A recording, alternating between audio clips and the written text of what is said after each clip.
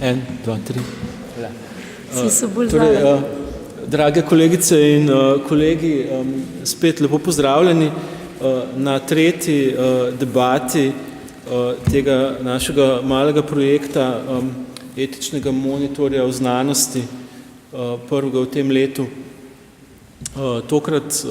Tokrat je izhodišče naše razprave ugled znanosti v javnosti in naši debaterji danes so, če začnem na oni strani, gospa Janja Hojnik iz Pravne fakultete Mariborske univerze, nato Maja Ratej, urednica in novinarka na Radio Slovenija, Gregor Anderluh, biokemik in direktor Kemijskega inštituta, Sašo Dolenc, filozof in fizik in glava Kvarka Dabre, Luka Mesec, politolog in trenutno poslanec v Državnem zboru, in Urša Obara Kraševec, bi rekel, kemičarka in nekako pobudnica te debate, te serije debat, v kateri smo. In jaz sem pa Luka Omladič. Tako da začeli bi z nekimi izhodiščnimi tezami, ki jih bo predstavil Sašo. Hvala. Pred nekaj tedni je bila objavljena javnomnenjska raziskava Ogledalo Slovenije 2016, v kateri so med drugim merili tudi stopnjo zaupanja javnosti v različne poklice. Znanstveniki so bili po tej raziskavi presenetljivo umeščeni na drugo mesto, takoj za gasilci. Kar pomeni, da slovenska javnost, vsaj če sklepamo po tej raziskavi, znanstvenikom kar zaupa. Presenetljiv na tej lestvici pa je bil podatek, da so bistveno nižje po zaupanju umeščeni univerzitetni profesorji. Čeprav gre v večini primerov za iste ljudi. Pri znanstvenikih je bila stopnja zaupanja 60%, pri univerzitetnih profesorjih pa samo 5%. No, podatke te javnomnenjske meritve smo vzeli za eno od izhodišč naše današnje debate o ugledu znanosti v javnosti. Vprašali se bomo med drugim tudi, od kod takšna razlika v ugledu znanstvenikov in univerzitetnikov v javnosti. Gre v tem primeru zgolj za napačne predstave, ki jih ima širša javnost v slovenskem akademskem okolju, ali pa morda rezultati te javnomnenjske meritve dejansko opozarjajo na resno krizo javnega zaupanja v akademsko sfero. No, zanimalo nas bo tudi, kaj lahko storimo, da se zaupanje v znanstvene in akademske inštitucije poveča. No, če se za začetek tega razmisleka ozremo najprej malo nazaj v zgodovino, lahko ugotovimo, da je družbena funkcija univerz in drugih podobnih akademskih inštitucij že od srednjega veka bolj ali manj enaka. Univerze imajo pooblastilo, da ljudem podeljujejo strokovne nazive, ki jim javnost lahko zaupa. Za mnoge poklice namreč ne moremo hitro in zanesljivo presoditi, ali je nek posameznik dejansko dovolj usposobljen, da jih lahko opravlja. Zato imamo inštitucije, ki v imenu celotne družbe preverjajo, ali si konkretni ljudje dejansko zaslužijo zaupanje, da delujejo kot strokovnjaki za neko področje. Univerze upravljajo razmeroma pomembno družbeno funkcijo, zato predstavlja nizka stopnja zaupanja v univerzitetne profesorje, ki jo imamo trenutno pri nas, resen problem. Takšno nezaupanje v akademsko sfero se namreč širi tudi na nazive, ki jih univerze podeljujejo. Naša visokotehnološka podjetja se menda pri zaposlovanju vse manj opirajo na formalno izobrazbo, se ne opažajo več prepričljive korelacije med pridobljeno stopnjo izobrazbe in dejansko uspešnostjo na delovnem mestu. No, in kaj bi lahko bili glavni vzroki za zmanjševanje ugleda in zaupanja v akademsko sfero in nazive, ki jih ta podeljuje? No, na javno podobo gotovo močno vpliva obnašanje posameznikov iz akademske sfere v javnosti. Ti se prepogosto ne držijo dovolj strogo načela, da ko javno nastopajo kot predstavniki stroke, dejansko govorijo o imenu stroke. Prevečkrat se zgodi, da koga, ki s svojim akademskim naslovom nastopa v javnosti, zapeljejo osebne ideološko-politične preference, prav tako pa so bila vsaj preteklosti problematična tudi razna kvazi strokovna mnenja, ki so jih profesori proti plačilu podpisovali s svojimi akademskimi titulami. Pri naravoslovcih in tehnikih pa je pogosto težava tudi, da se svojimi mnenji kot strokovne avtoritete oglašajo pri problemih, ki so daleč od področja, na katerem so strokovnjaki. Poleg tega, da je akademski svet premalo strog in kritičen do tistih v lastnih vrstah, ki s svojim delovanjem škodijo ugledu stroke, je resen problem tudi, da sami univerzitetniki, podobno pa velja tudi zaposleni na inštitutih, večinoma sploh ne zaupajo več lastni strokovni presoji. Kot verjetno veste, se zadnje čase vse pomembne odločitve glede hierarhije v akademskem svetu prepušča algoritmom. Tudi najboljši strokovnjaki naj ne bi bili več dovolj nepristranski, da bi lahko avtonomno presojali, kdo si zasluži kakšno mesto v akademski hierarhiji. Zato se vse tovrstne odločitve prepušča algoritmom. Komisije, ki so nekoč vsebinsko presojale, kdo je dovolj usposobljen za konkreten naziv, za posamezen naziv, sedaj le še preverjajo, če so podatki pravilno podani algoritmom. Ker pa je splošni trend delegiranja opravil na algoritme verjetno, ker je ta trend delegiranja opravil na algoritme verjetno nemogoče zaustaviti, se je smiselno osredotočiti vsaj na to, da bodo lahko algoritmi dejansko po svoji najboljši moči upravljati delo, ki smo jim ga zaupali. Sedaj je namreč tako, da so parametri in formule v teh algoritmih, ki urejajo hierarhijo na univerzah in inštitutih, nastavljeni po občutku in ne na osnovi nekih raziskav. Da bi algoritmom lahko zaupali, bi jih bilo nujno treba najprej ustrezno testirati in prilagoditi za posamezne vede oziroma stroke. Preverjati bi jih morali podobno, kot na zgodovinskih podatkih iz vremenskih postaj preskušajo algoritme recimo za napovedovanje vremena. Tudi na osnovi podatkov o dejavnosti znanstvenikov v preteklosti bi morali najprej preučiti, a ti algoritmi za vzpostavljanje akademske hierarhije dejansko ustrezno razporedijo ljudi, ki so recimo v preteklosti se izkazali kot pomembna imena v svoji stroki. No, na splošno zaupanje javnosti v znanost in znanstvenike pa je bil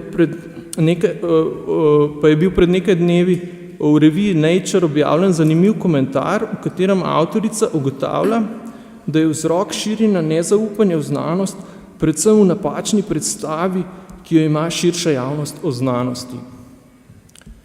Vse več znanstvenih področij se namreč ukvarja z zelo kompleksnimi sistemi, v katerih je težko postaviti jasne deterministične zaključke v smislu, če storimo A, bo prišlo do učinka B.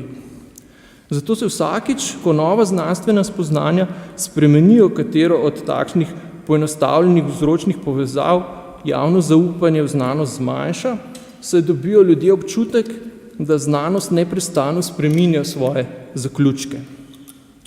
Ta komentar avtorica zaključi z napotkom, da je naloga nas vseh, ki smo dejavni v znanosti, da javnost čim bolj razumljivo in natančno obveščamo o celotnem sistemu delovanja znanosti in ne podajamo le medijsko odmevnih poenostavljenih povzetkov v smislu znanstveniki so ugotovili, da so maščobe slabe za zdravje ali pa kaj podobnega. No, pri Kvarkadabri se že vrsto let trudimo govoriti o znanosti na način, ki je hkrati informativen in razumljiv, ampak vseeno ne preveč poenostavljen. Vse skozi si zelo prizadevamo tudi, da skupaj z rezultati predstavimo tudi načine, kako so raziskovalci prišli do svojih spoznanj. Na ta način si lahko javnost ustvari bistveno bolj realistično sliko o tem, kaj dejansko pomeni nek znanstveni rezultat. Naš današnji posvet je namenjen predvsem temu, da skupaj iz različnih zornih kotov premislimo vprašanje zaupanja javnosti v znanost in znanstvenike. Dobro pa bi bilo tudi, če bi na koncu prišli do kakšne skupne ugotovitve o tem, kaj konkretno lahko naredimo, da se bo zaupanje v inštitucije znanosti pri nas povečalo. Hvala. Super. Zdaj, jaz predlagam, da naredimo en krog med našimi panelisti, pravzaprav kar na to temo, no, ki je odprl Sašo. Prosil bi samo, če govorite noter v mikrofone, ker se snema in potem na internetu tudi cela oddaja pač za vse čase zabeležena. Tako da morda bi začeli kar tako pri Janji Hojnik, če lahko.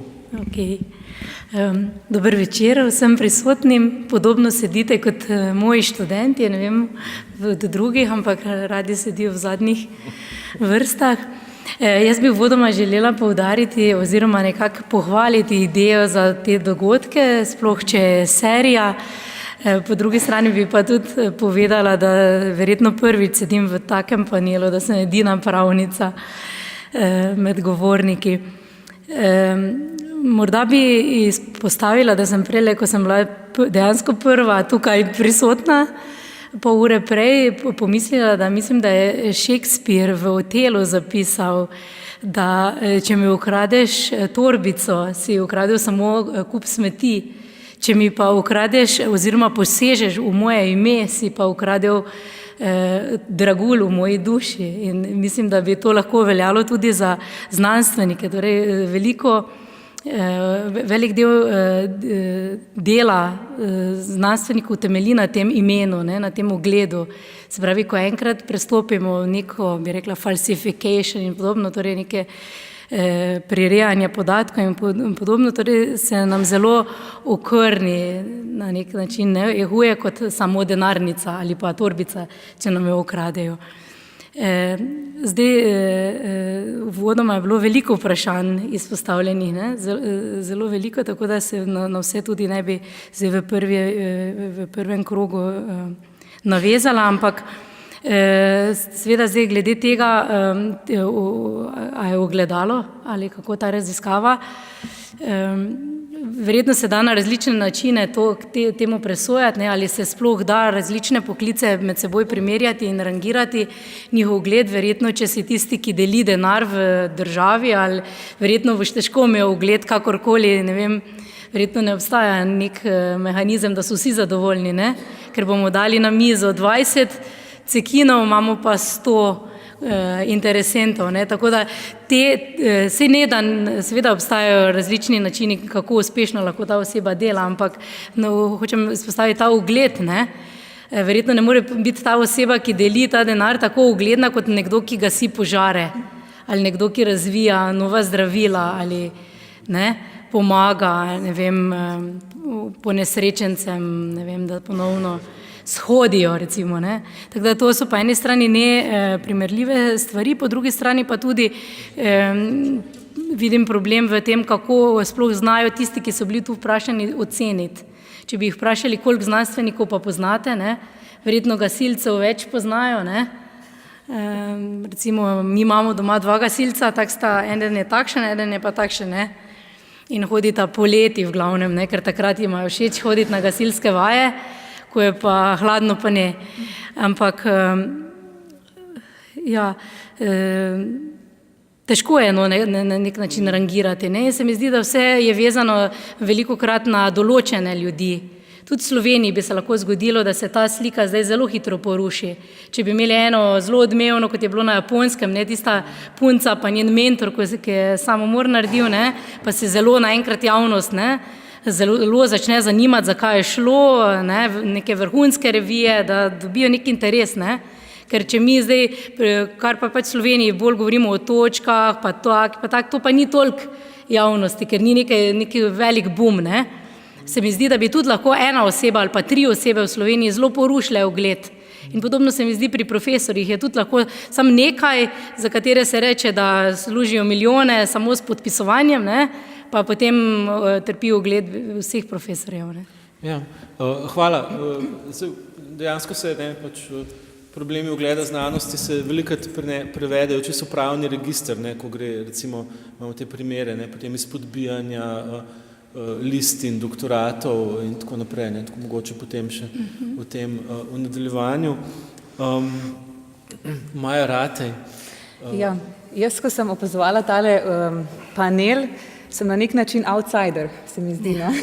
Na nek način ste vsi z doktorati oziroma izhajate iz akademske sfere. Jaz nisem od tam, sem novinarka. Res pa, da imam pa opravka z javnostjo in pa nekako način se ukvarjam s posredovanjem znanosti javnosti. Ne. Na ulicah pogosto krat hodim z mikrofonom in sprašujem, če poznajo kakšnega znanstvenika, znanstvenico. Redki so odgovori, ne, zlasti pri ženskah, ampak to ni pomembno.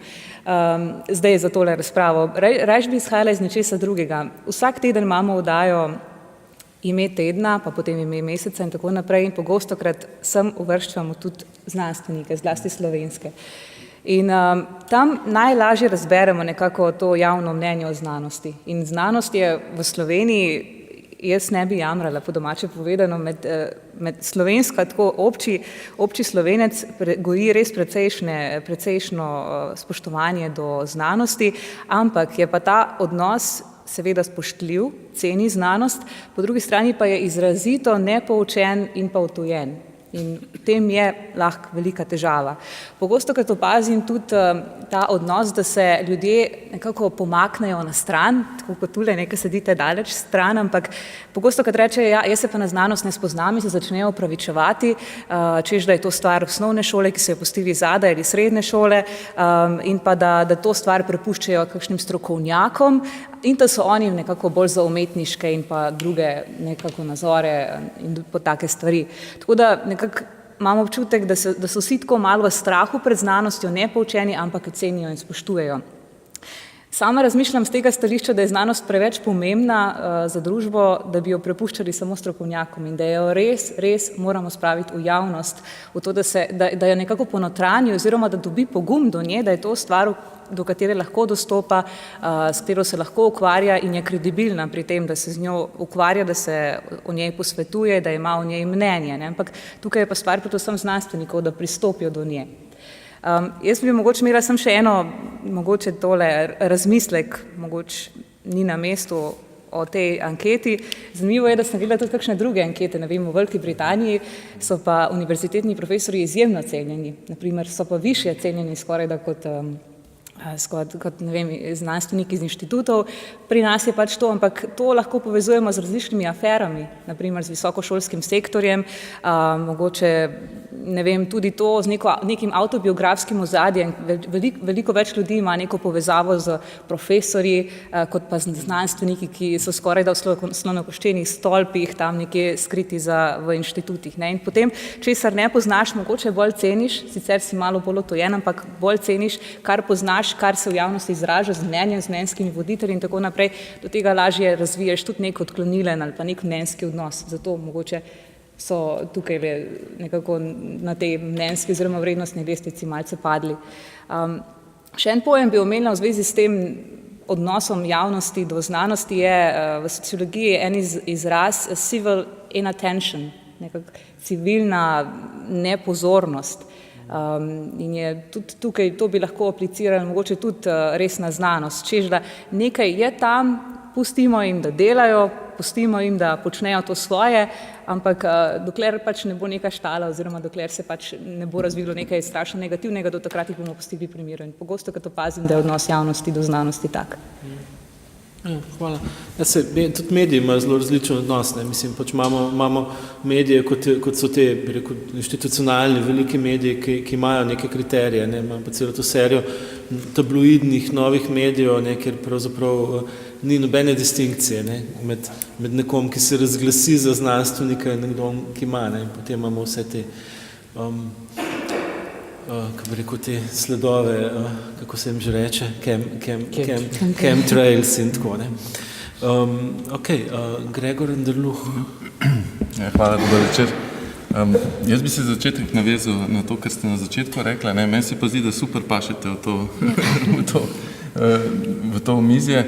Namreč dostikrat se zgodi to, da imamo kakšne debate ali pa okrogle mize o znanosti, vprašanjih povezanih z znanostjo in smo potem samo znanstveniki prisotni na njih. In en drugmu jamramo. Ta prehod do nekih javnosti, ki so pa pomembne za to, kako je javnost sprejeta in kako je znanost sprejeta v javnosti in kaj ima znanost potem dobi od tega, tega pa ponovadi ni. Tipično je to recimo sodelovanje z gospodarstvom, pa se potem znanstveniki sami pogovarjamo, pa ni sogovornikov na drugi strani, ali pa recimo kako politika vidi znanost, pa nikoli ni nekih politikov v teh omizjih. Tako da jaz sem zelo vesel, da se nam je danes pridružil poslanec Državnega zbora, da bo vsaj nekaj od teh zagad, s katerimi se srečujemo pri znanstvenem delu, lahko slišal ali pa naše poglede na to.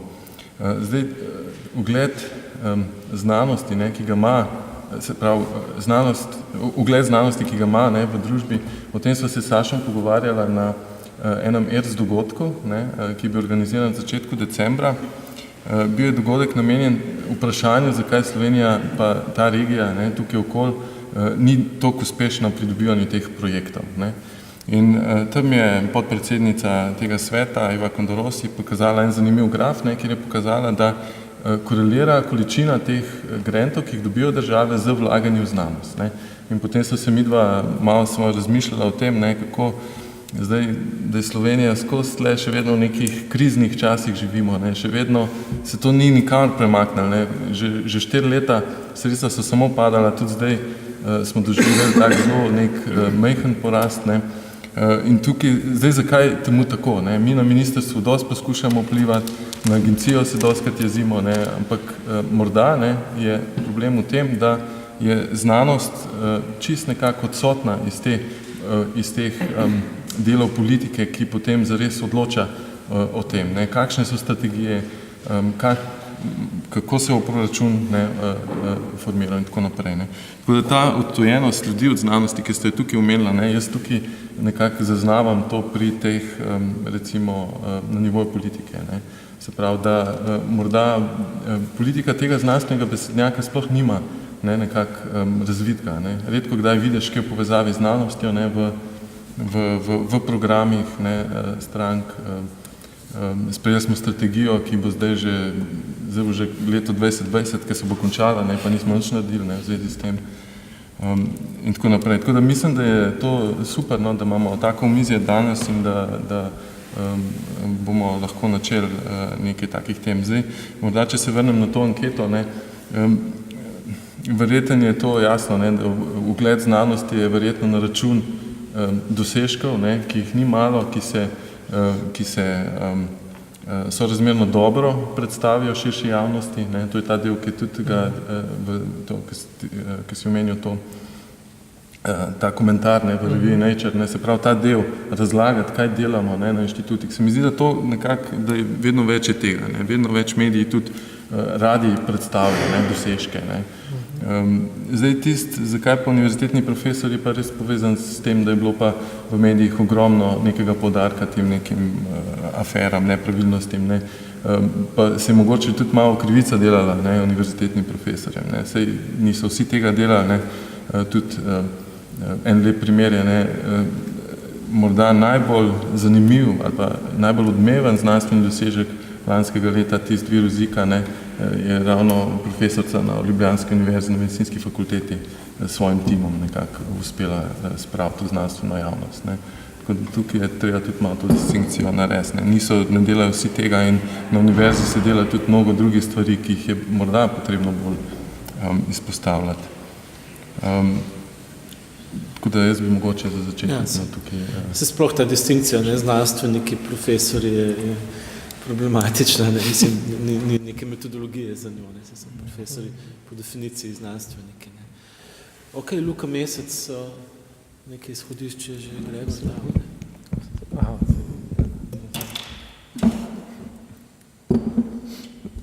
Okay, ja, hvala najprej za vabilo na to omizje. Zdaj, v spremni besedi za današnje omizje je bilo eno od izhodiščnih vprašanj, a je to, da 60% ljudi zaupa znanstvenikom, akademikom, pa samo 5% pač ideološka predstava.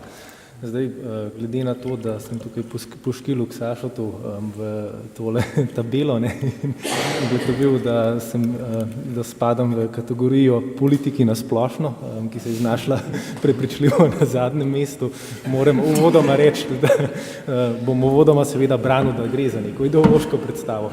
Zdaj, Luka je rekel, da ni neke metodologije pač v ozadju tega, distinkcije znanstveniki pa univerzitetni profesori, da gre več ali manj za iste ljudi. Jaz bi morda rekel, da pač realno ne, ampak v ideološki predstavi pa ja.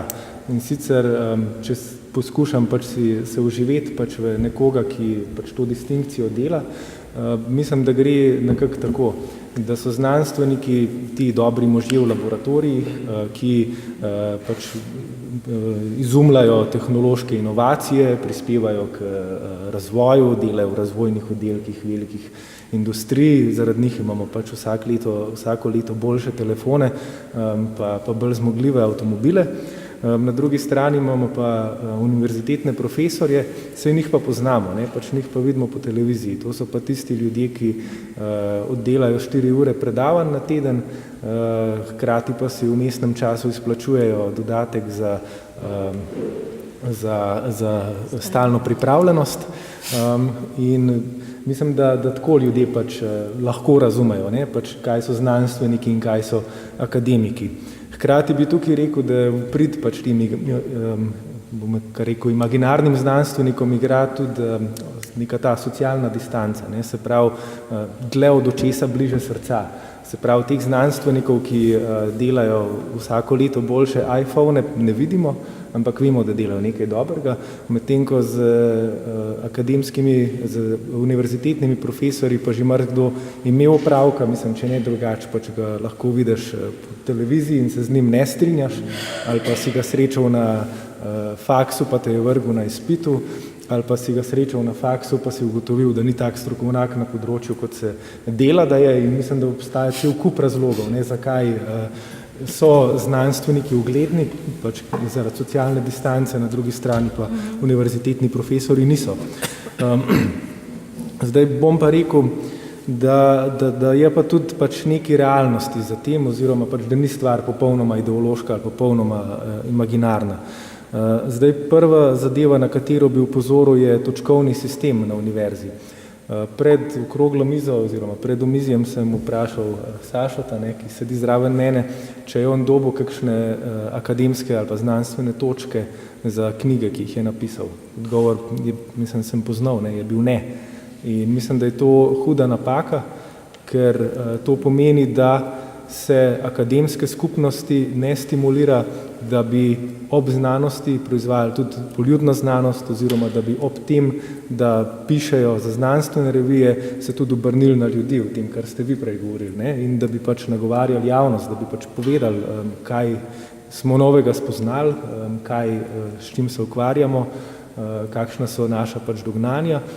In tukaj ne mislim, da bi morala zdaj univerza iti v to, kar ste vi rekli, da je zapisano v programu univerze, da je treba promovirati naše rezultate, ali pa ne vem, kakšen podoben PR izvajati. Mislim, da bo to kvečjemu škodilo. Ampak morali bi pa delati približno Na ta način ob pač znanstveni dejavnosti, kar dela Kvarkadabra, se pravi pač rezultate napravljati javnosti dostopne.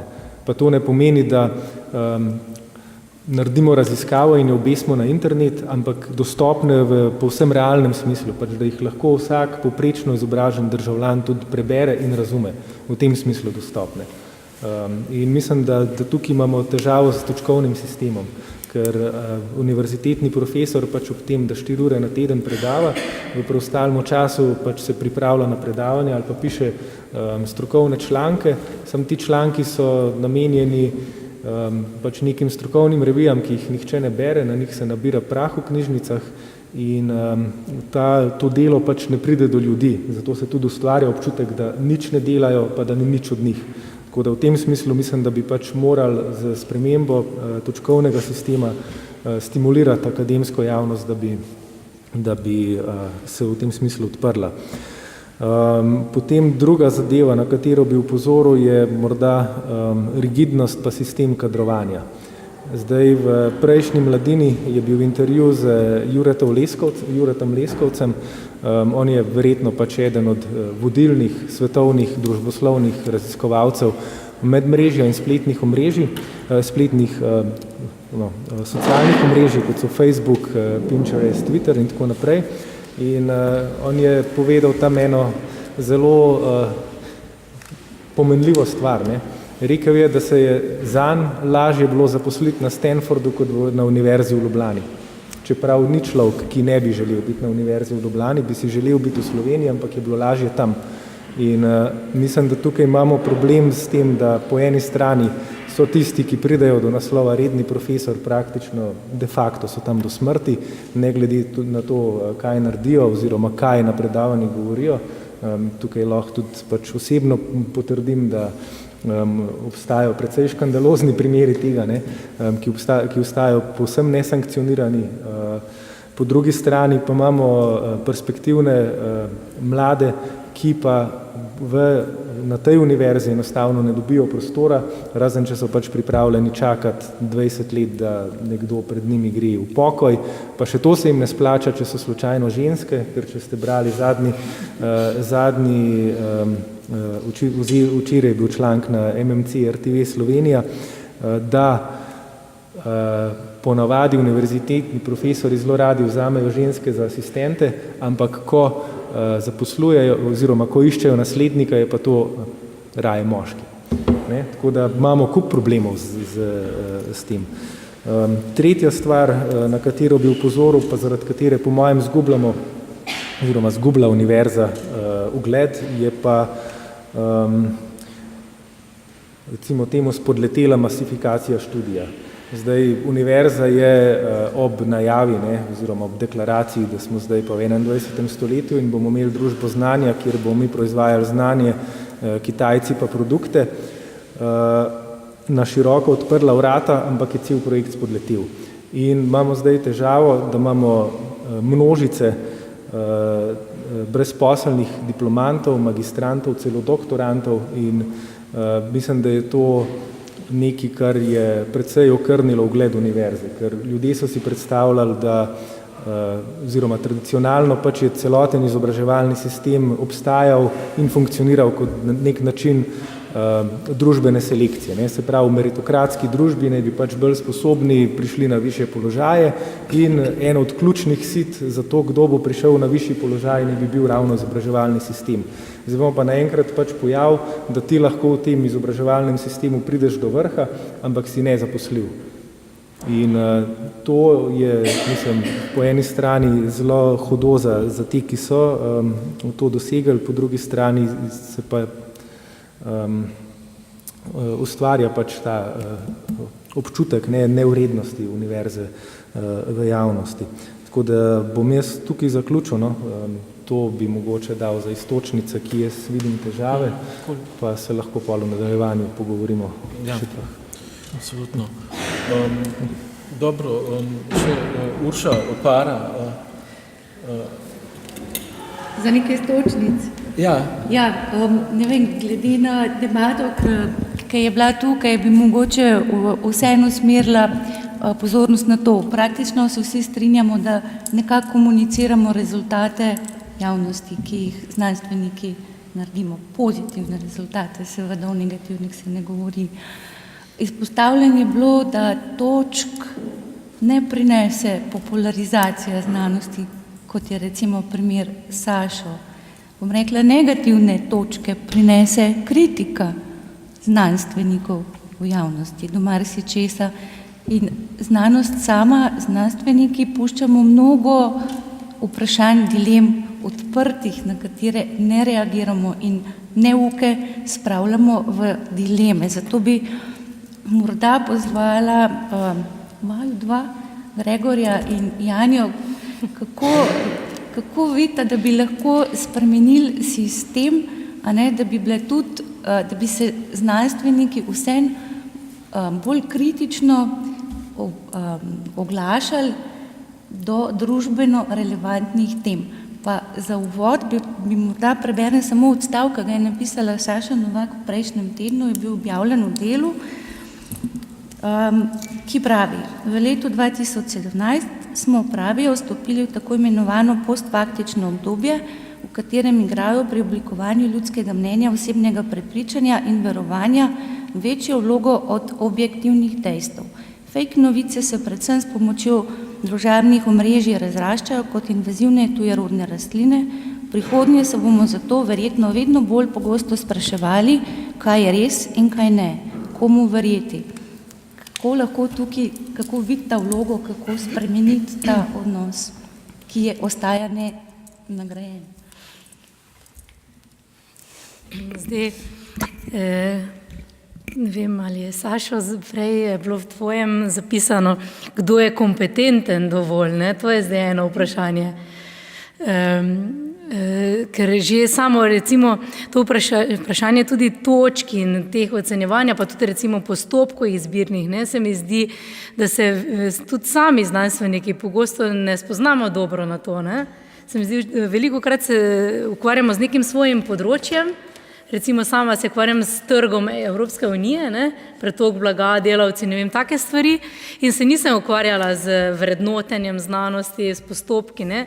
Zdaj pa šele zadnja, ne vem, nekaj let, ne, in vidim, Urša me je tukaj ogromno naučila, ne, se dejansko spoznaš na stvari, ampak moram reči, da veliko ljudi se ne spozna tudi znotraj naše skupnosti, ne. Sami delajo svoje stvari, potem pa nekdo drug pove, koliko je zdaj to vredno.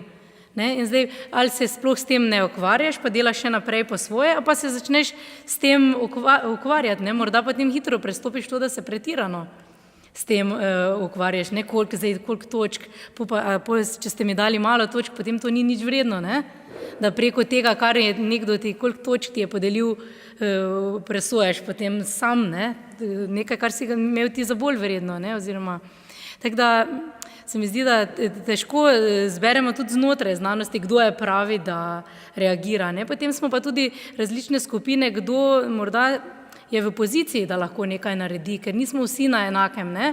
Nekdo je morda bolj v stabilnem položaju, da kaj na glas pove v medijih, tudi kdo drug se pa boji, ne, iz različnih razlogov, ne, ker nek problem, ki on vidi, je lahko za njega morda tudi eksistenčnega pomena, ne. Se mi pa zdi, da je tudi, kar je Maja rekla, glede Velike Britanije, ne, da so pa neke stvari tudi zelo družbeno pogojene, kar je v Sloveniji lahko problem, morda drugje ne bi bil. Ne, sicer, ko sem jaz študirala v Londonu, recimo tam niso bili študenti sploh zainteresirani, da bi bili profesorji na fakulteti, ne, naprej. Tam so samo čakali, da je konc in da dobijo odvetniške toge, ne, in bojo veliko služili, ne. Po 3 letih študija že, ne. In se mi zdi, da tudi neke stvari, ki so bile v Sloveniji problematične, po moje ne bi bile tam. Se pravi to, da nekateri profesori zelo veliko služijo, ne vem, če bi tam bilo tako sprejeto kot pri nas, ne. Pa tudi tisto o pisanju mnenj, mislim, mimo stroke, samo da se dobi plačilo, ne, tako imenovana akademska prostitucija, je pa mislim, da tudi prisotna, ne samo v Sloveniji, ampak tudi recimo v Veliki Britaniji, ne, pa so torej kljub temu zelo ugledni, ne, profesorji v Veliki Britaniji, ne samo znanstveniki. Tako da se mi zdi, da je tudi družbeno, ne, in po drugi strani se mi pa zdi, da smo pa povsod v nekem takem podobnem okrog tega, kako javno nastopati glede težav v znanosti.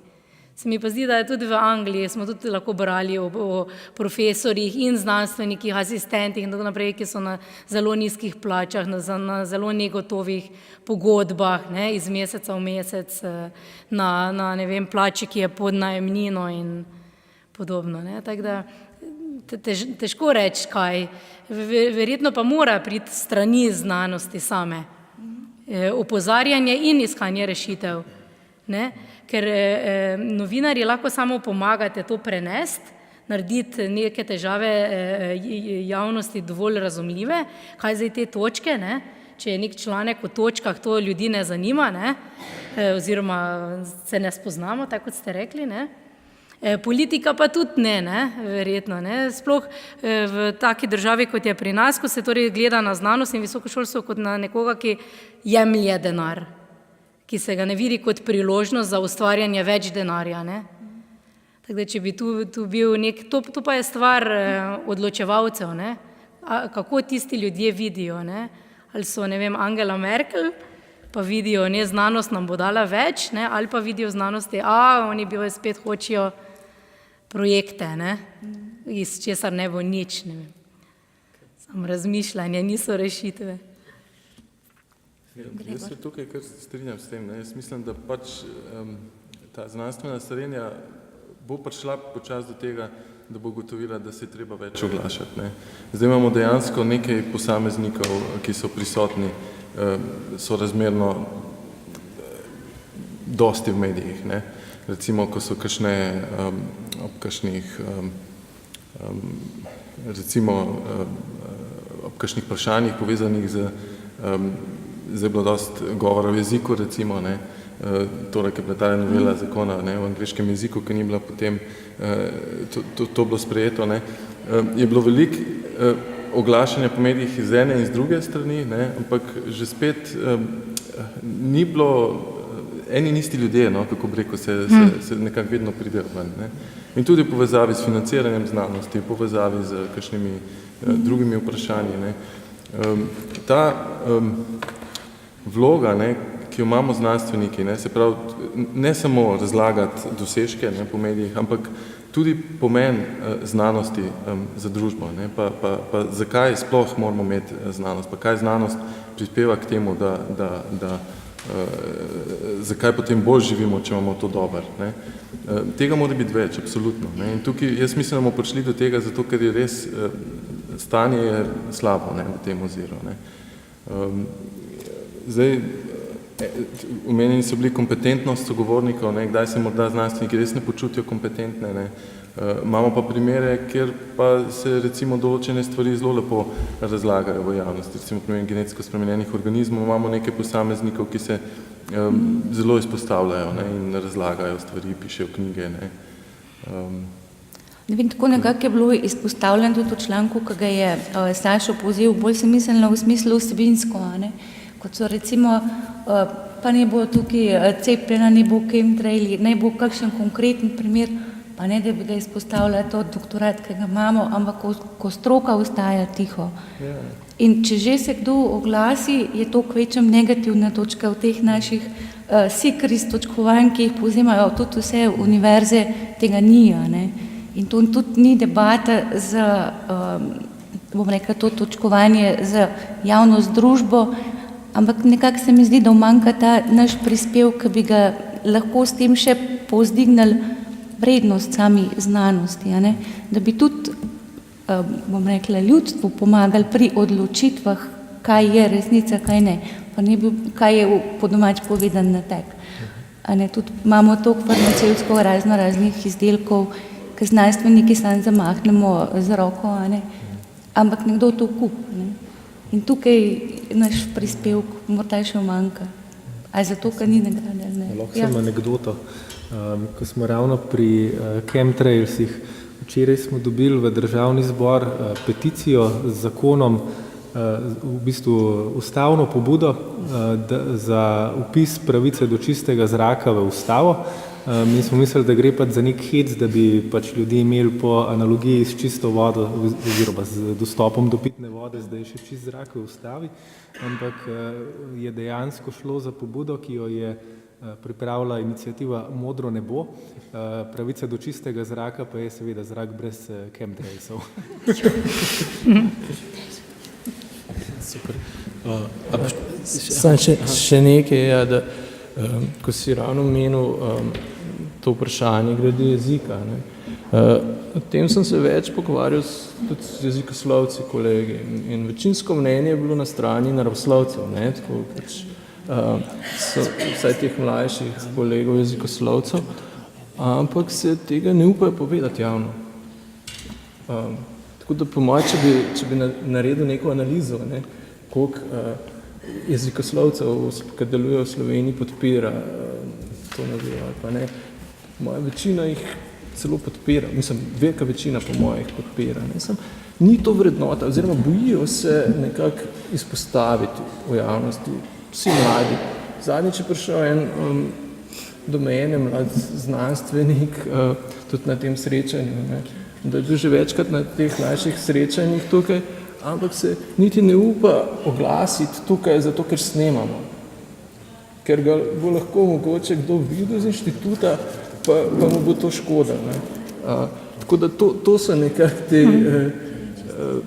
okoliščine, v katerih delujemo v Sloveniji. In tudi, ko se s starejšimi raziskovalci pogovarjaš, ti nekaj čist drugega povejo ob pivu, kot pa potem, ko so bolj uradno, v kakšni komisiji ali pa, ko morajo nastopati. Tako črno-belo včasih. In dokler ne bomo zbrali tega poguma, da začnemo javno, spoštljivo razpravljati o vseh teh vprašanjih in smo iskreni, ko to govorimo, po moje ne bo ugled začel naraščati. Maja. Samo to še bi dodala. Ravno včeraj sem objavila en intervju z Martinom Risom, to je britanski kraljevi astronom, sicer taka starosta in tudi nekdanji direktor predsednik britanske kraljeve družbe. Sam je tudi lord v britanskem parlamentu in sem ga vprašala, če se ima za vplivnega znanstvenika po vsem tem, kar počne. In je tako pomislil in je rekel, da v bistvu se ima za nekega povprečnega vplivneža, zlasti če ga sprašujem z tega stališča, če je kot nek strokovnjak, ki vpliva direktno na politiko.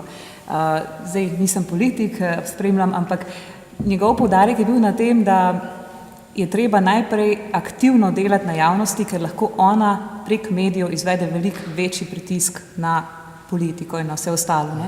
Tako da res še enkrat bi apelirala, res je izjemno pomembno, da se ne samo obvešča javnost o nekih pozitivnih odkritjih, ki smo jih dobili, ampak da se res aktivno vključuje in da se javnosti predstavlja, zakaj je nekaj pomembno. Zakaj je znanost pomembna za vsakega, ker vejo, zakaj je gasilec pomemben za nekoga, da veliko bolj konkretno si znajo predstavljati, zakaj je znanost pomembna za njegovo življenje. Tukaj sem se spomnila na primer Briana Coxa, ki je pred časom nastopal v enem televizijskem panelu, kjer je se zoperstavil nekim mnenjem s pomočjo grafa. To ste najverjetneje poznate.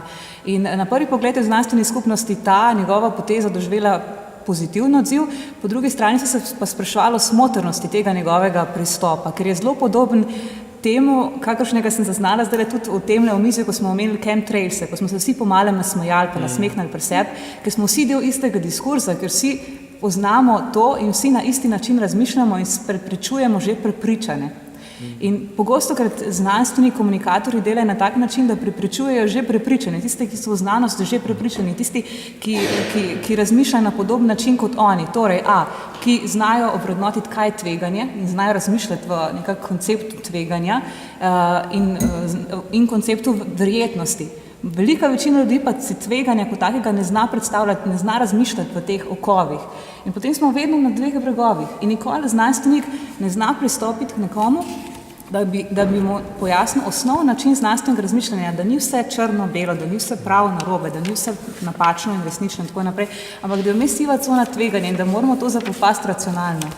In če bi znali to nekako, ta prepad preiti, bi znali recimo tudi naslavljati veliko večje množice ljudi ker bi jih naučili razmišljati. Ne? Ja, sem na hitro, bi pol dal čisto.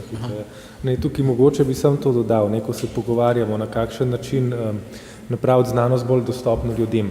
Jaz mislim, da zelo dobra je recimo kultura bloganja, ki je bolj razvita v anglosaškem svetu, kot pri nas, ampak recimo tam svoje bloge pišejo v Ameriki, kaj so jim predsednik centralne banke, ne, pa Joseph Stiglitz, pa glavni ekonomist Svetovne banke Branko Milanović, ki je bil včeraj na ekonomski fakulteti in tako. Se pravi, pač ti akademiki in pač raziskovalci na najvišjih pozicijah pač pišejo bloge, ki so javnosti, mislim, ki so tako dostopni, ne samo, da ga lahko klikneš, ampak tudi po jeziku. Pri nas mislim, da imamo pač pozitiven primer poleg Kvarka Dabre, v tem smislu je Jože Pedamjan. Pač on je recimo človek, ki je sam v bistvu približal akademske ekonomske razprave neki širši javnosti in pač napisal na način oziroma piše na način, ki je dostopen praktično vsakemu študentu, ki ga kakor toliko tema zanima. Ok, super. Zdaj, a je morda že zdaj kakšna intervencija iz dve recimo za začetek sprejemamo, potem ima še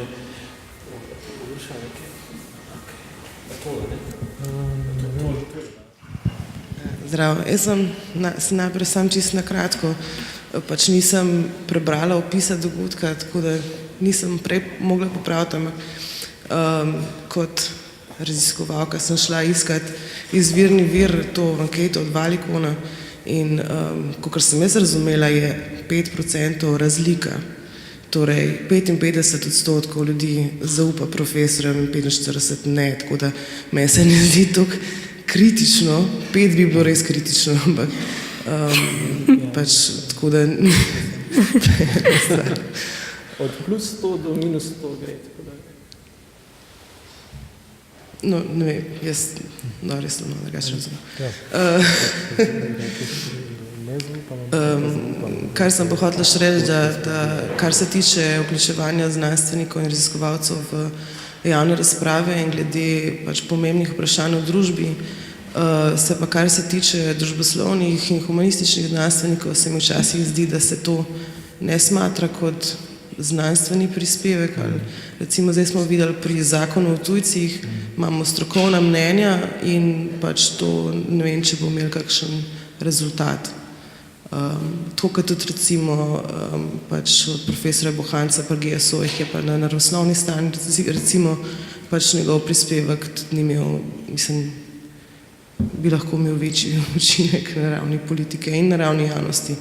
Tako da eno je, sigurno je ta strah, ki ste ga omenili, eno je pa tudi, da nekateri se sprašujejo, kakšen učinek bi pa lahko imeli, če se javno izpostavljajo. Se pa počutijo, da se izpostavljajo. Toliko. Gospa, mislim, da je bila preče. Zelo na kratko, Jernej Zupanc. Eno vprašanje še tukaj, oziroma en razmislek o tem.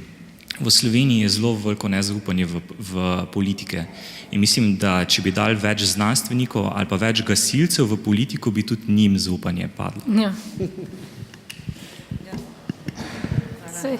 Tamara Lah, kot predsednica Sveta za znanost in tehnologijo imam kar nekaj upravkov s politiki in jaz mislim, da je tle en velik problem, ta dialog s politiki, ker smo popolnoma na drugi strani, kot je bilo že omenjeno, zato sem to najprej začela. In zakaj govorim o tem? Zato, ker se to nanaša na tisto vprašanje, ki ste ga začeli, to je znanstveniki proti univerzitetnim profesorjem. Pri nas ni v Sloveniji in to zaradi, bom rekla, tudi zakonodaje, ki naj ureja visoko šolstvo in znanost, ki je popolnoma na drugih bregovih. Univerze niso bile do sedaj torej kot gledane kot raziskovalne univerze, oziroma niso. Šele nedavno so univerze pod pritiskom zunanje mednarodne javnosti začela razumevati, da morajo biti univerze tudi raziskovalne univerze. Zato smo na vseh teh šanghajskih pa ne vem katerih lestvicah univerze zelo slabo stojijo. Čeprav imamo v Sloveniji dobro znanost, ki se dogaja pa tudi zelo veliko na inštitutih in je status znanstvenika in univerzitetnega profesorja v očeh slovenske politike in slovenske javnosti nekaj čisto drugega. In mislim, da je tukaj ključni problem.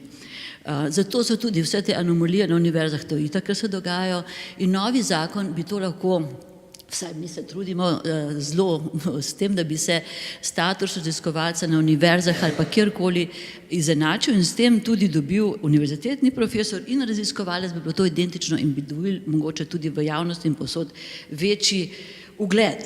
In to politiki to do sedaj tudi niso dobro razumeli, mi se zelo prizadevamo, da bi to vneslo tudi v novo zakonodajo in v javno življenje. To je ena stvar. Druga stvar, ki se mi pa bila vaša prva izhodišče, da znanstvenikom ne zaupajo zato tega, ker nastopajo v javnosti v nestrokovnih temah. To ste rekli, meni se zdi to zelo nekako čudna, gospod Saša Dolenc, v prvem vašem, ne? Ne spomnim se. No, jaz imam tako nekako razumljeno je bilo, skratka, da je zato neko nezaupanje znanosti. Ne.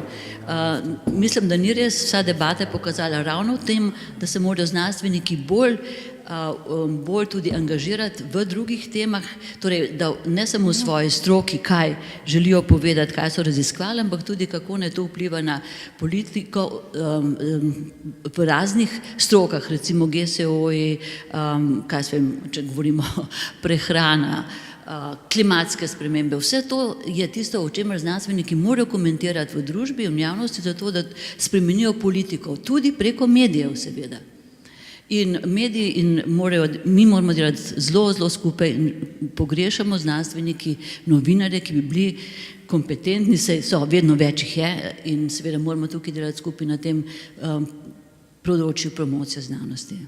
To ste pač zelo dobro tudi povedali in mislim, da je to zelo pomembno, da bi pridobili ugled same znanosti. Ne. Druga stvar pa mene zanima vprašanje, ali zakaj pa recimo ravno v medijih se pojavlja kultura mnogo več, televizija, vsak večer je nekaj kulturnih dogodkov, strani časopisov so polne kulturnih dogodkov, takih in drugačnih, z domačih in tujih logov, o znanosti pa ne. Zakaj ne? Zakaj se ne piše? Ali se tudi novinarji sami in mediji bojijo, ali pa ne razumejo znanosti? Ali pa zakaj ne razumejo znanosti, zakaj jim je tuja, kultura jim pa ni? Pa je lahko ravno tako abstraktna kultura, umetnost, neka slikarska ali književna ali karkoli, kot je abstraktna znanost. Torej, a se bojijo abstrakcije, da ne razumejo in ne zavračajo, ali je to kakšen drug vzrok? Če smem samo eno kratek odgovor na to, ker slučajno vem, na kaj je Sašo meril, ker smo se o tem pogovarjala. Imate recimo polje podnebnih sprememb, kjer je pač, bi rekel, kar se znanosti tiče, velja pač konsens, praktično absoluten. Potem imate recimo slovenske medije, kjer se pojavi recimo nek profesor iz recimo, ne vem, katere fakultete, rečemo strojne, skratka iz neke, ki nima nobene ekspertize na podnebnih spremembah in potem z avtoriteto univerzitetnega profesorja v pač nekem javnem državnem, nacionalnem mediju, recimo zagovarja podnebni skepticizem, z avtoriteto pač profesorja. To je recimo nek tak, se verjetno si na ta primer meril. Tole v zvezi z mediji, pa s kulturo in s tem. Jaz se zelo strinjam z vami, že kar leta skušam najti nek dober argument strani urednikov, pa vidim, da je to v bistvu neke vrste predsodek, neka okostenela uredniška struktura, ki jo imamo že desetletja in pri kateri še vedno vztrajajo. Absolutno sem za to, da se kultura predstavlja v tej meri, sem pa za to, da se znanost potegne bolj naprej. In nažalost je v naših uredniških ekipah in timih še vedno tako, da nimamo na področju dnevno-informativnega novinarstva, bodi si na radiju, bodi si na TV-ju, ali pa v časopisih, vedno so samo rubrični novinarji, znanost spada v rubrike, nikoli ni stvar, za katerega bi imeli specifičnega človeka, ki bi dnevno pokrival te vsebine in jih nekako prodajal kot dogodek, kot nekaj, kar je na neki kontinuirani ravni se predstavlja javnosti. Vedno rečem, da je znanost v medijih, v medijskem diskurzu dostikrat predstavljena bolj kot zanimivost ali pa ne vem, kot neka obrobna tema, češ za konec oddaje pa skočimo še k zvezdam ali pa gremo še pa tja, ali pa naši znanstveniki so zopet odkrili to, vedno smo v nekih takih formularjih, ampak temu pritrjujejo tudi znanstveniki sami. Dajte tudi vi opozoriti na take zadeve. Zakaj smo samo obrobni, zakaj nas prizavljate vedno v neki podobni formi, ne? In pritisnite kdaj na medije, da rabite več tega dnevnega poročanja, Tudi mogoče, res se strinjam z gospod tam zadaj, PR-a je znanstvenega še vedno premalo. Vaš PR je ponavadi celoten, inštituti se še najbolj s tem ukvarjajo, največ je še tega, ampak PR je zelo okostenel na podlagi tega, da samo skuša komunicirati nek dogodek oziroma neko odkritje in to je to potem, kar dobimo. Naenkrat dobimo članek, da to je nekaj zelo pomembnega in potem ga hitro obdelamo kot neko tako novičko, kot to je odkritje in potem se tukaj konča. Ne dobimo kontinuirane zgodbe. Zakaj nam nečesa ne predstavite, recimo, da se zadeve pripravljajo, naši znanstveniki delajo na tem, počasi nekaj se pripravlja, zdaj je pa to tu. Potem pa še nekako, kako se ta zgodba izpoje. Malo bolj inteligenten PR, mogoče tudi mediji potrebujemo, Tako, absolutno, in potem absolutno se strinjam z blogi, kontinuirano zasipavanje medijev s takimi drugačnimi stvarmi. Na eni razpravi v Manchesteru so se pogovarjali, zakaj je vesolje tako zanimiva tema, zakaj ljudje tako radi pokrivajo oziroma poslušajo, bere in tako naprej. Zato, ker so rekli, ker so ene zadeve pač vizualno bolj pokrite. Zato, ker imamo mi ogromno vizualnega materiala za vesolje, za rakete in tako naprej in televizija bo to zagrabila. Če boste vi ponudili veliko vizualnega materiala, da boste imeli tim ali pa nekoga na inštitutu, ko bo prispeval, bo rekli, prispevam vam paket dobrega vizualnega materiala, uporabite to, se bo televizija veliko raje odločila, da bo naredila prispevek o tem. Če ne bo imela slike, tega ne bo naredila. Morate tako komunicirati, da bo medij razbral, to je enostavno, to lahko mi naredimo, ker če je stvar preveč zakomplicirano komunicirana, boste takoj dobili, veliko slabšo pozornost in novinarji so lahko leni ali pa imajo ogromno nekih drugih stvari in zakaj bi se oni ukvarjali še s tolmačenjem nekega zapletenega znanstvenega teksta. Tako da res, PR je pomemben. Urša ima še eno odlično iztočnico. Mogoče malo preskočen temo, pa bi začela na začetku, kot je Janja rekla, se slika. Rečemo, da je stanje danes dobro, ugled znanosti v Sloveniji še kar nekje stoji, visoko kotira, ampak ta slika se lahko podre čez noč. To smo, se pravi, s čim, tako kot se je zgodilo na Japonskem, recimo, in tukaj smo pri vprašanju integritete v raziskavah. Tukaj vemo, mislim, da vsi, ki smo v prostoru, da Slovenija močno zaostaja, prej je bil izpostavljen ris, ki med drugim poleg nacionalne komisije zavezuje oziroma tudi kliče institucije k temu, da očistijo zadeve znotraj sebe. Kar se tiče ponarejanja, prirejanja rezultatov, raznih kršitev avtorstev, raznih zadev, ki naj bi jih uredili znanstveniki med seboj znotraj hiše. Pa me zanima, kakšen imata vidva Janja in Gregor, kakšne so vaše izkušnje z institucijami, kakšna je vizija, kako pristopati k temu, glede na to, da Slovenija niti nacionalne komisije nima, kako je to v vajnih institucijah? Ali kodeksi, ali komisija, ali ombudsmani, ali kako razmišljate vnaprej, če še ni. Gregor, vem, da si svež na vlogi direktorja. Ja, moram reči, da v tem prav zelo veliko ne razmišljamo, mislim. Ker se nekako predvidevam, da če bi ob takem dogodku bi odreagirali ustrezno, se pravi preko mehanizmov, ki jih imamo na inštitutu. Zdaj, jaz bi se navezal na tole, kar ste na začetku rekla, da v Sloveniji, da je stanje dobro. v znanosti. Ne. Jaz mislim, da je stanje boljše, kot je bilo 10 let nazaj, ne, 5 let nazaj ali pa 10 let nazaj, ne, in da veliko slabosti, ki smo jih izpostavili tle, ne, da so tudi kontraprimeri, ki so se pa dobre stvari odvile. Ne. Recimo omenjeno je bila ta zaposlitev Jureta Leskovca, ne, češ da bi se teži v Ljubljani zaposlili kot v Stanfordu. Ne. Jaz lahko povem dva primera z biotehniške fakultete, kjer smo zaposlili profesorja, ne, se pravi na neko profesorsko mesto, nekoga, ki je bil zunanji, ki ni bil notranji z oddelka. Ne. In je bil postopek popolnoma transparenten, je bil javni razpis, ljudje so se prijavili, je bilo več kandidatov, ki so se predstavili vsi v senatu, so se predstavili vsi komisiji in potem še dva, ki sta prišla v ožji izbor, sta še enkrat se predstavili v komisiji in potem so izbrali. Ne, in je bil zunanji izbran. Ne. Recimo, imate dobre zgodbe. Ne. Tako da jaz mislim, da seveda več, ko bo teh primerov, boljš bo, ne, v celotni znanosti. Ne. Seveda so take pobude vse dobrodošle in potrebne, ne. In do takrat, dokler jih ne bo na nacionalni ravni, bomo pač inštitucije odreagirale tako, kot vemo in znamo. Ne. Mi smo recimo, mi na Kemijskem inštitutu smo naredili kar en pomemben korak lani, recimo inštitut smo podvrgli mednarodni presoji, ne, se pravi povabili smo 5 eminentnih znanstvenikov, ki so pogledali, kaj delamo na inštitutu, se pravi so preverili inštitut kot celoto in so pogledali, kaj delajo posamezni odseki, ne, in so dali to oceno, ne, in zdaj na podlagi teh ocen bomo določene korake uvedli, ne, da bi inštitut še bolj delal to, kar dela. Ne.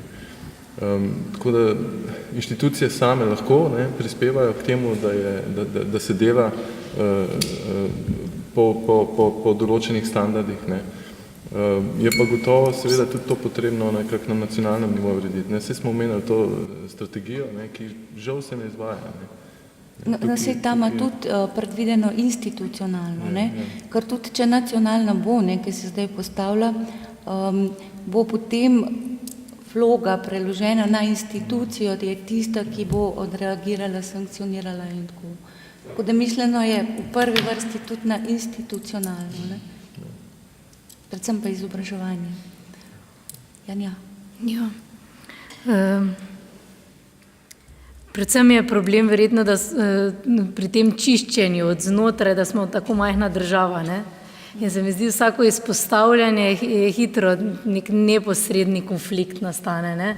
Če rečeš, mislim, da je ta kolega, ne vem, z moje fakultete ali pa tudi ta druge, ne, nekaj naredil narobe, verjetno hitro pomisliš, kakšne posledice bojo za mene, ki to izpostavljam, koliko živcev mi bo šlo zaradi tega, ne, kakšni tabori se bojo naredili, kdo se bo na stran koga postavil, ne, in bo potem šlo res veliko energije v to, kar je dejansko nekdo drug, ne, neko kršitev naredil, bom posledično jaz, ki sem na to opozorila, ne, bom mogla vložiti veliko truda pa časa v to, ne, ker se bo zgodba vlekla, ne, recimo na, ne vem, koliko ste zasledili na pravnem področju, imamo zdaj to pa že dejansko veliko let, to sago, ali kako bi rekla, družine Novak, je bilo zdaj še na blogu, ampak pod narekovaji družine Novak, ker je en profesor Novak pač kritiziral slabo citiranje ali nedosledno citiranje drugega profesor Novaka, ne, in oba sta pravnika in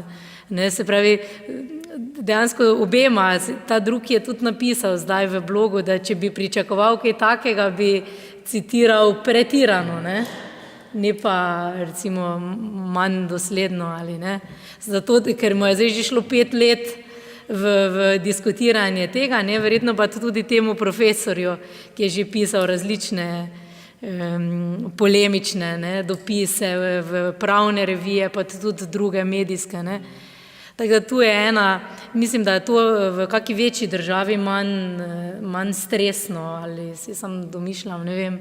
Mislim, zdi se mi, da je manj osebno, ne, kaj pokritizirati, kot pa v manjši državi, kjer se bolj poznamo vsi in ja, ona, ne, sam zdrahe dela in ampak no, bi pa rekla, kar je bilo rečeno, no, tudi glede žensk, da na pravni fakulteti pri nas nisem imela občutka, da bi bila kakšna diskriminacija žensk. Sploh sem zadnje tedne že počasi razmišljala, da bomo mogli tudi malo na moške pomisliti, da ne bojo pretirano zapostavljeni, ne, kar je dejansko nekako logično, glede na to, da vsaj od takrat, ko sem bila jaz študentka, pa verjetno še malo prej, smo prevladovali punce v predavalnicah, ne.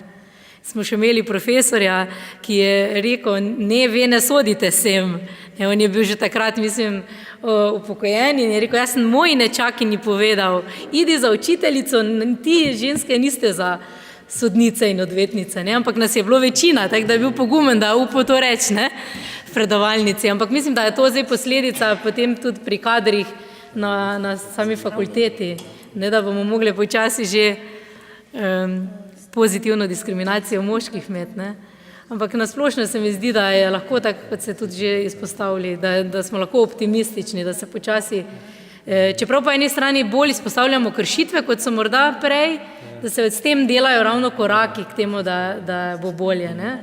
Da nekdo nekje zasledi, ta je pa, temu je pa bil ugled kršen zaradi tega in tega, vse to jaz tudi delam, ne. Ampak glej, v kakej je štali, je zdaj on boljš, da ne. Boljš, da citiram dosledno, ker sicer bom imel 5-letno sago, ne, zakaj nisem dosledno citiral ali pa, ne. In tudi za zaposlovanje mislim, da če se izpostavljajo problemi, pa smo zdaj, mislim, da je bil na MMC, ko je Luka izpostavil, mislim, da bi izraz samooplojevanje, ne, da bo tudi verjetno postopoma manj, no. Se mi zdi, upam.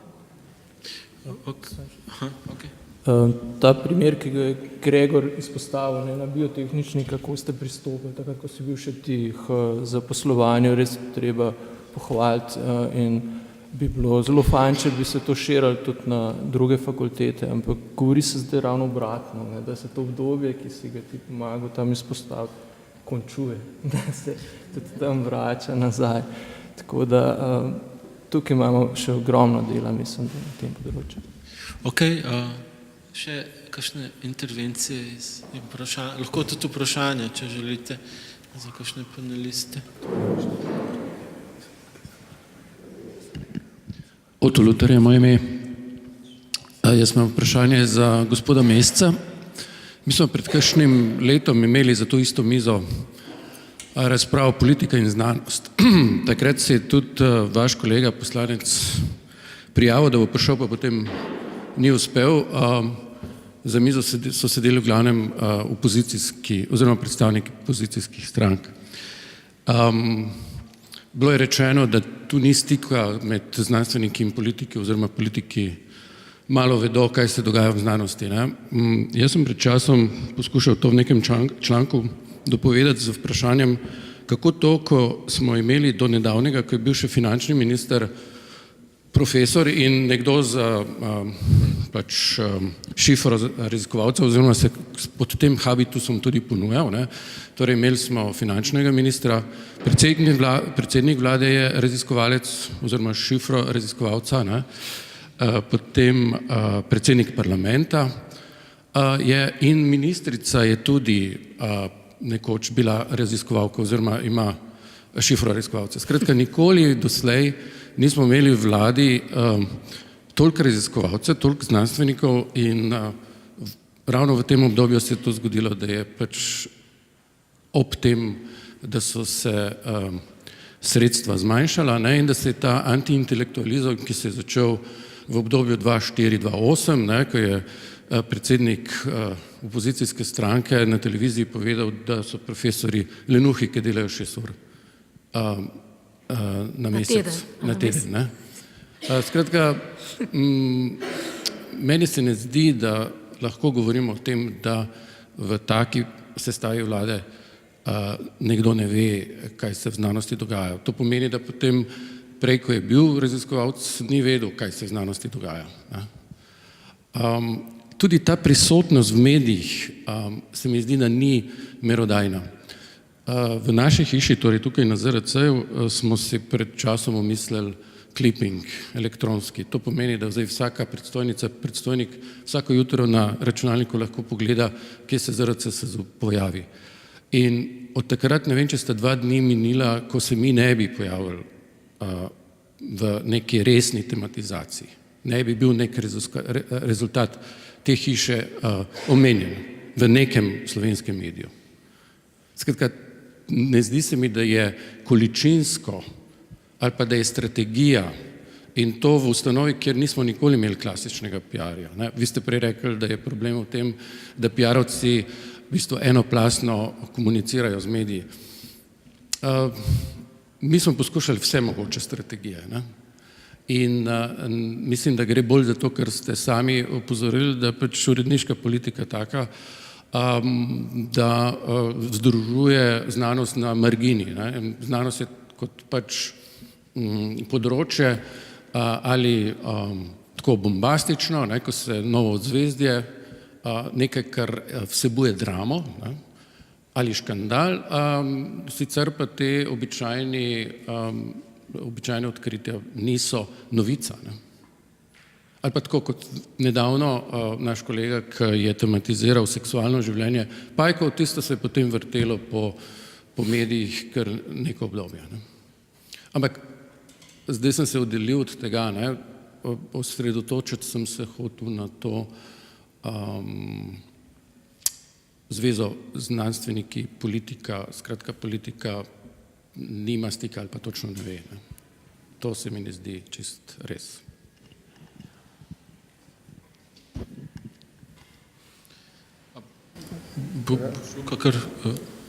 Ja, lahko se odzovem.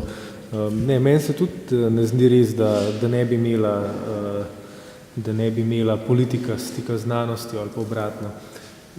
Zdaj odvisno, o kakšnem nivoju politike govorimo. Kje bi začel? Zdaj, za vse pač projekte na ministrstvih se načeloma pač povabi neko stroko, da pač poda svoje mnenje oziroma se jim celo naroči, pač, da pripravijo podlago za projekt. Ko so stvari obravnavane na odborih v državnem zboru, se spet pač to boljš poznam, ker v vladi nisem, tako da ne vem, kako točno izgleda pač delo znotraj ministrstev, ampak znotraj državnega zbora, recimo zdaj, ko bomo obravnavali, pač, če bomo obravnavali zakon o chemtrailsih, bomo pač povabili stroko, ki se spozna ali pa ki se je ukvarjala s tem vprašanjem, zato da pač slišimo. Na odborih vedno tako izgleda. Na eni strani mize smo poslanci, na drugi strani so pa predstavniki ministrstva in drugi povabljeni, ki pač povejo neko strokovno mnenje, zato da si mi lahko ustvarimo sliko, pač, kaj je na stvari oziroma je tisto, kar je predlagatelj zakona naredil v redu, a ni. Tako da v tem smislu je konstanten pretok med recimo akademijo pa politiko. Mi je pa tukaj problem tega, kar ste vi prej omenjali, da se precej znanstvenikov ali pa akademikov enostavno ne oglaša v javnosti. In zdaj, če bom jaz iskal recimo kot predstavnik poslanske skupine nekoga, ki se je ukvarjal z chemtrailsi, bom imel ta omejen nabor tistih, ki se oglašate v medijih, ostalih pa enostavno ne poznam oziroma ne vem, kakšna so njihova stališča, ker se niso nikoli o tem izjasnili. Tako da tudi zato mislim, da bi za, kako bi rekel, kot protistrup tej retardaciji javne sfere potrebovali večji angažma znanstvenikov v javnosti, ampak jaz ne bi računal popolnoma na njihovo dobro voljo. Jaz mislim, da bi bilo treba enostavno pač spremeniti točkovni sistem, tako kot sem že prej na začetku poudaril. Ker recimo to, da Sašo napiše knjigo ali pa da Damjan objavlja na blogu ali pa da Luka napiše članek za Slobodno prilogo, pač to je v trenutni akademski točkovni ekonomiji pač neproduktivno. Saj od tega nimate ne večje plače, ne več točk, ničesar ni pač, razen dodatnega dela. In v tem smislu bi sprememba, ki bi znanstvenike in akademike pač nagovorila, da se splača, da bodo za to dobili vsaj kakšno točko, če napišejo članek za nek nacionalen medij, to pa bi po mojem pač jih prepričali, da bi začeli to početno. Dokler bo to neproduktivno v tem profesionalnem smislu, pa jaz ne pričakujem, da se bodo ljudje množično začeli odločati za komentiranje, saj vendarle smo v časih, ko je boljš biti pametno tiho ali kako. Mogoče lahko še gospe, da mislim, da za sekundo pred vami. Saša Novak, ker ste zdaj drugič omenili ta točkovni sistem, se pa res moram oglasiti. Jaz ne vem, če je to čist res, da ni nobenih točk za take stvari. Jaz odpišem poljudno znanstvene članke, pa za vsakega dobim 5 točk, celo sem včasih presenečena, da je to relativno veliko proti znanstvenemu članku, za katerega se pa res namatram. Tudi vsak prispevek, ne vem, na televiziji, na radiju ali karkoli tazga se da opisati in to prispeva k točkam. Poleg tega se mi pa zdi, da smo se mogoče malo preveč na točke obesili. Točke nimajo v resnici nobene, po mojem mnenju, nobene povezave z ugledom znanosti v javnosti, ampak je to nekaj, kar je tak intern štos. Mislim, štos rada potem, ko se prijaviš na razpis, pa te v prvi fazi potočkujajo, ampak to z ugledom, po moje, nima nobene veze in tudi, ne vem, meni ni motivacija, ne vem kako je drugim, meni ni motivacija točkovanje, kadar napišem poljuden članek, ampak zavest, da je pač dobro ljudem povedati, kaj počnemo, kaj počnem. No in mogoče, če še na to potem navežem, kako jaz mislim, da ugled znanosti lahko zboljšamo ali pa poslabšamo.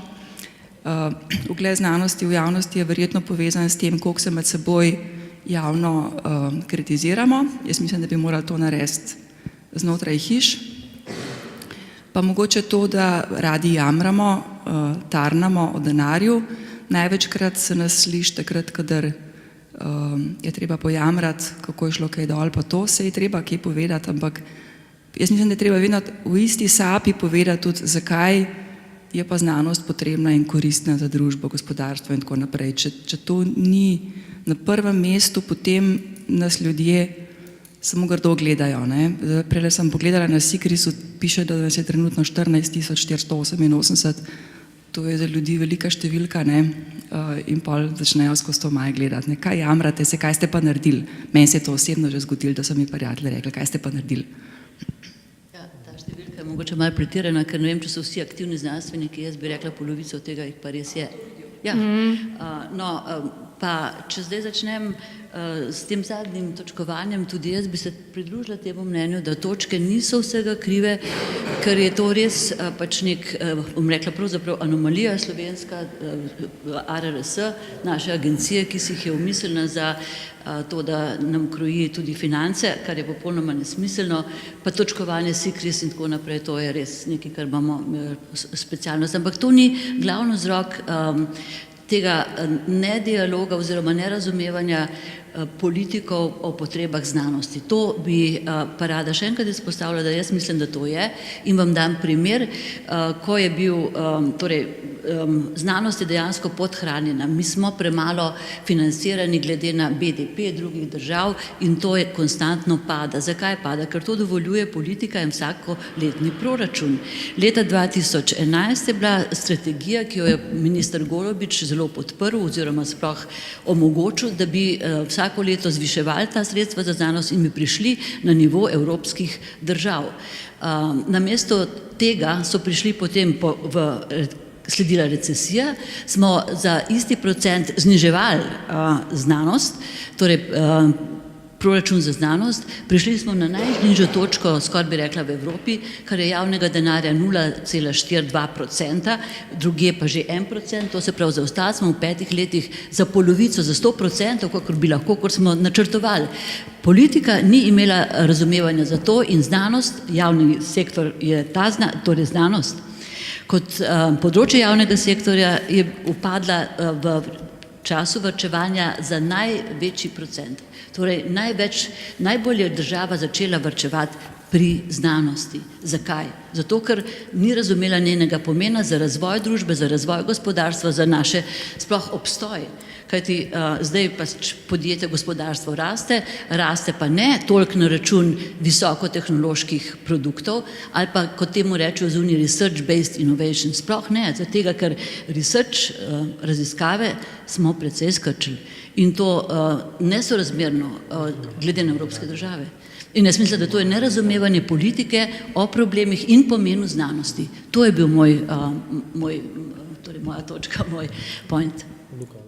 Če lahko sam na kratko repliciram temu, da politika nima posluha.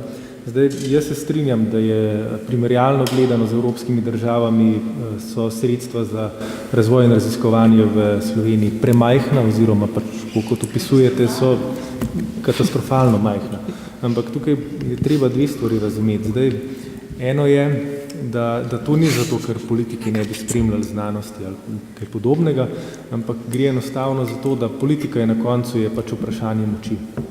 Kakorkoli brutalno in grdo se to sliši, pač politika je vprašanje moči.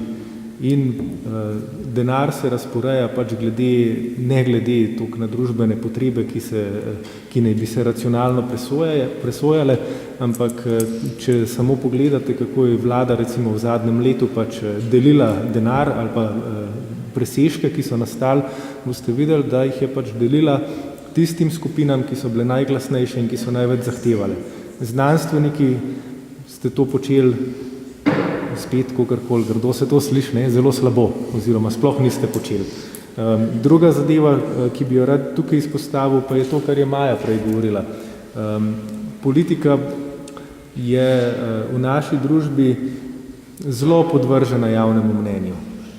In če boste znanstveniki uspeli kot skupnost prepričati javnost, da potrebujete oziroma da si zaslužite več denarja, bo to slišala in morala upoštevati tudi politika. Tako da ta dva vzvoda imate. Mislim, en je sindikalistični pritisk, drugi je pač treba javnosti pokazati, da ste koristni in da delate v družbeno dobro. Tretje pa enostavno tudi čisto, da se sami vsaj deloma začnete z politiko v tem smislu, ki je pač urejanje skupnih zadev ukvarjati. Ne da čakate, da bo zdaj prišel nek drug razsvetljen vladar in on bo pa morda slišal znanost.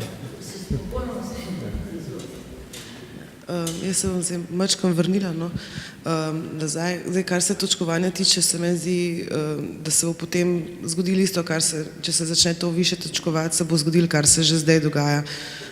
Kar se tiče teh kolumn in to sem že videla, nekateri imajo kolumne v Mladini kot strokovne članke kategorizirane in verjetno tudi točkovane, tako da lahko že zdaj to pač izkoristite, mislim, to ne.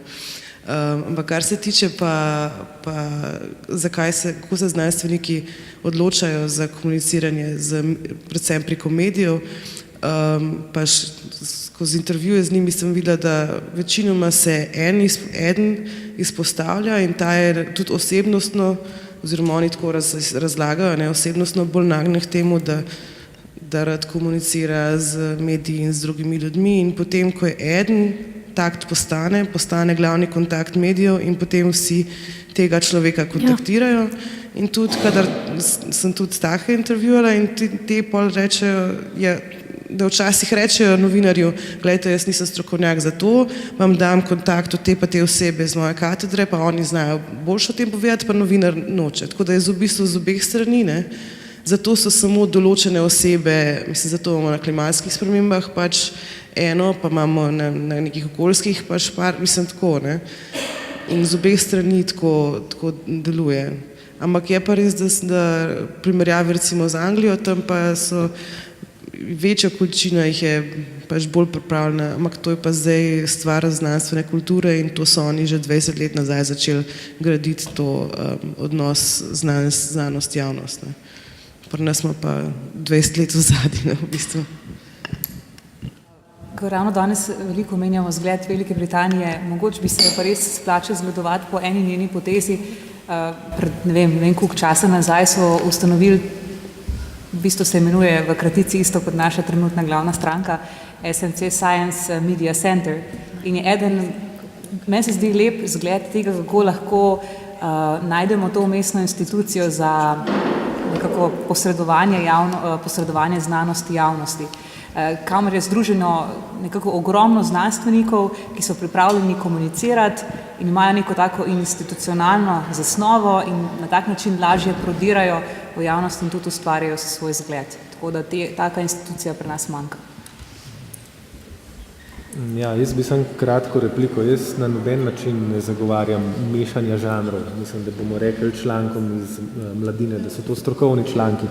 Govorim samo to, da je treba akademski javnosti dati spodbudo, da se bodo začeli oglašati v javnosti. No, mislim, da bo pač nagrajevano s tem, ali si angažiran, ali si bran, ali pač ima tvoje delo neke družbene učinke in na ta način se mi zdi, no, pač zdaj tudi bolj na vas izvedba. Jaz nisem bil nikoli del akademske skupnosti, razen kot do diplomski, pa kratek čas po diplomski študent, tako da zdaj težko govorim strokovno o tem, govorim zgolj kot, recimo temu, kot laik, pa kot nekdo, ki bi pač rad dobro namerno prispeval k ugledu znanosti in univerze. Urša ima še neko sklepno vprašanje, poanto. Ne ravno sklepno vprašanje, ampak mogoče komentar. Bilo je izpostavljeno financiranje znanosti, da je znanost podhranjena. Včeraj je bilo veliko govora v tem prostoru prav na to temo, da to ni osnovni in edini problem, ki ga v Sloveniji znanost ima glede financiranja. Ni samo budžet tisti, ki je omejen, je neposlušnost agencije, neposlušnost ministrstva do anomalij, ki jih sistem ima in ki bi jih lahko odpravili tudi z današnjo kvoto denarja, ki ga imamo. O tem je bilo včeraj ogromno govora, bilo je po medijih, bilo je izpostavljeno marsikakšna napaka, ampak ne zgodi se nič, kljub obljubam odločevalcev, kot so direktorji, kot sami veste, usmerjevalna skupina je bila primer, ki je potrdila prvo enofazni postopek, če se ravno na ta diskriminatorni kriterij, ki ustavlja mnoge, pri sploh možnosti prijavljanja projektov.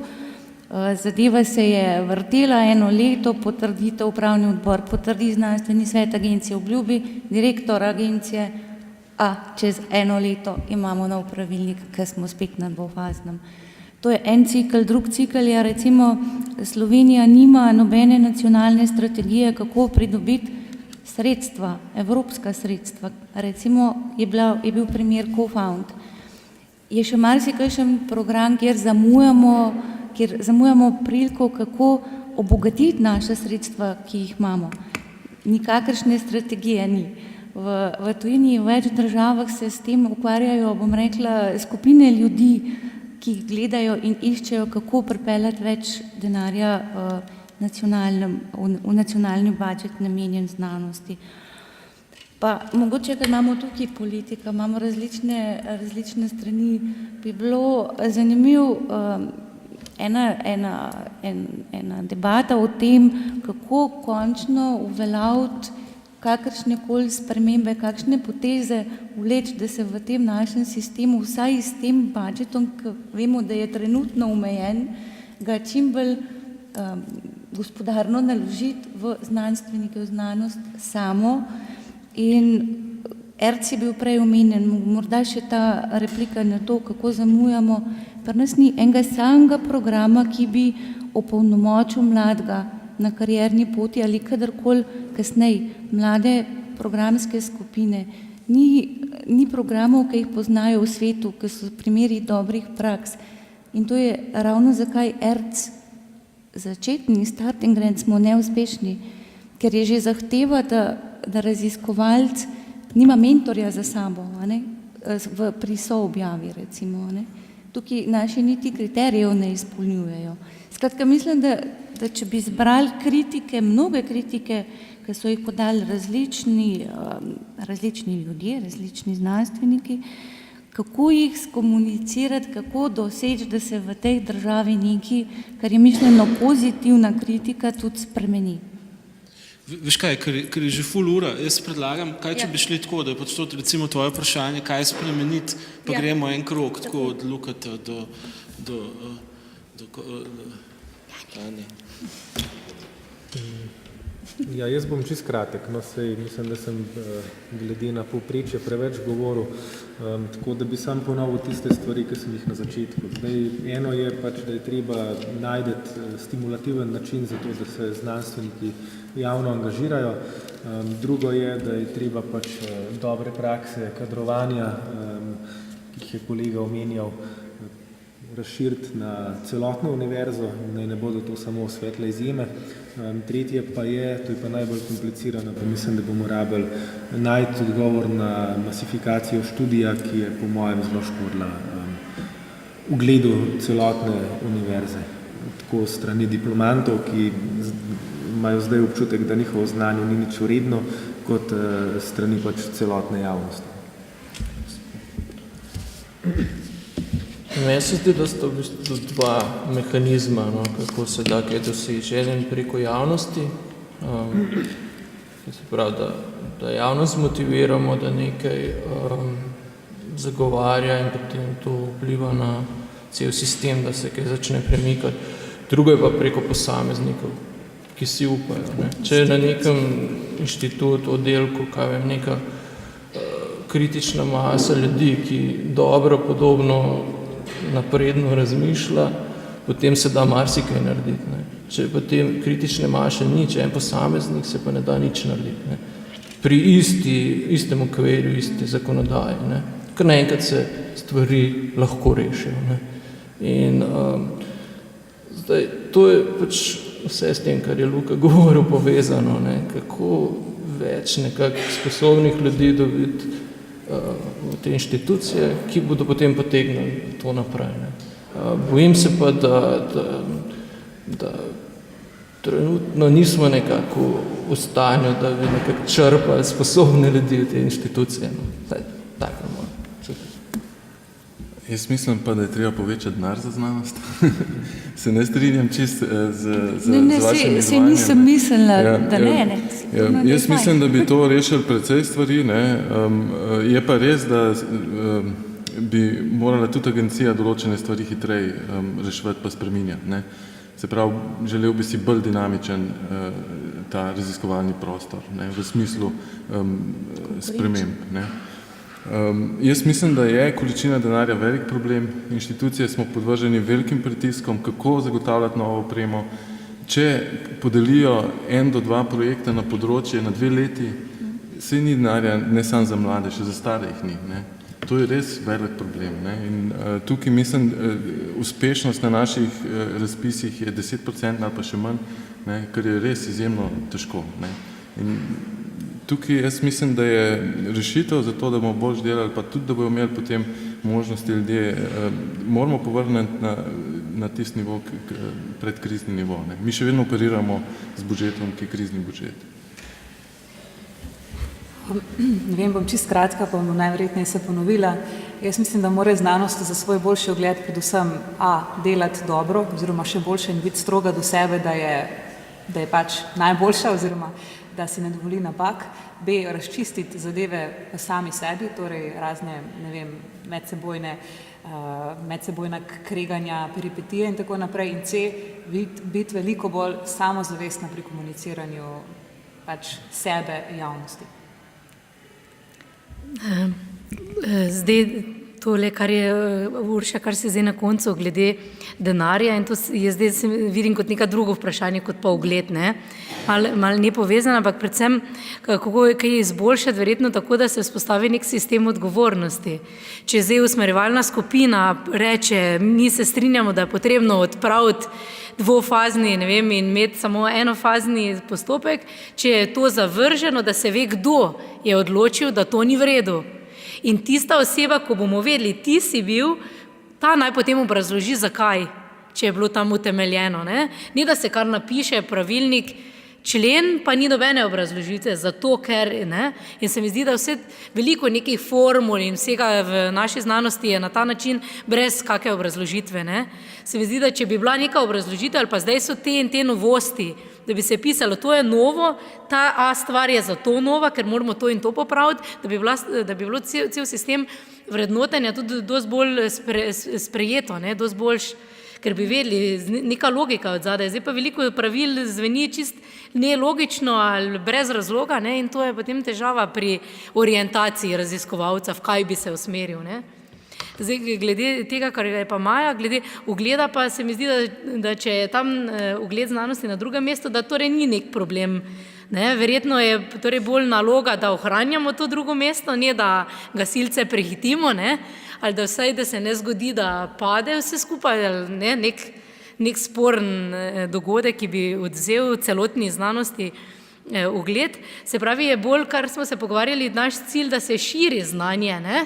Ampak ne širi zato, da bi pridobili ugled, torej ne rabimo biti na televiziji zato, da bi postali bolj ugledni, ampak da širimo znanje v korist ljudi, ne? Ali pa v korist planeta, da bojo vedeli, da, ne vem, da se morajo zdravo prehranjevati, da, ne vem, kurjenje drv škoduje okolju, ali ne vem, ne? Torej v tem smislu. Po drugi strani pa pač vpliv na politiko, na medije, verjetno zato, da se dobi denar za nove projekte, za pridobivanje novega znanja, za novo opremo, ne? Spet zato, da bojo ljudje pridobili nekaj, ne? Ni zato, da bomo mi ugledni, ker želimo biti veliko po televiziji, ne? Ampak ker imamo nekaj koristnega ljudem zapovedati. Verjetno je to cilj. Znanstvenik aktivist.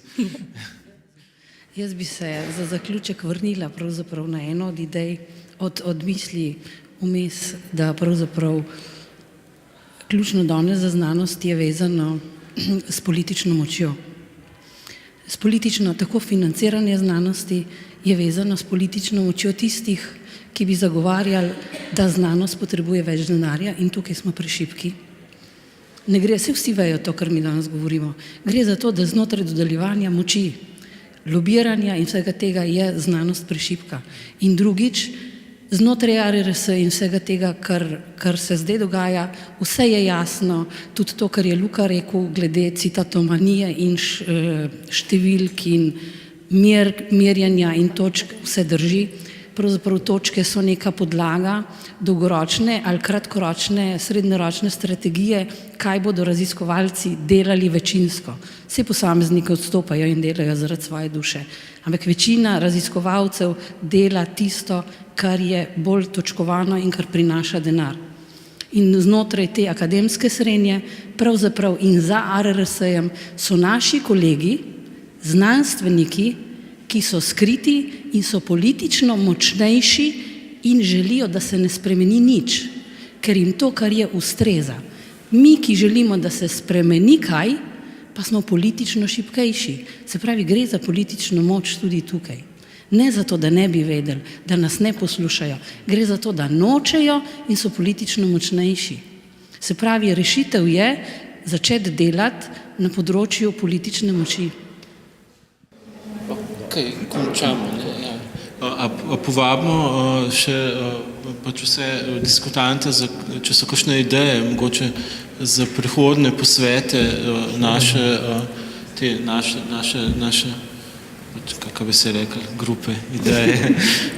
Skratka, če imate če pač v svoji znanstveni skupnosti imate kakšno idejo o kakšnem urgentnem vprašanju, o katerem bi morda na prihodnih posvetih etičnega, kvarkadabrnega etičnega monitorja v znanosti diskutirali, vabljeni, da pač to kvarkadabri pač sporočite. Hvala vsem za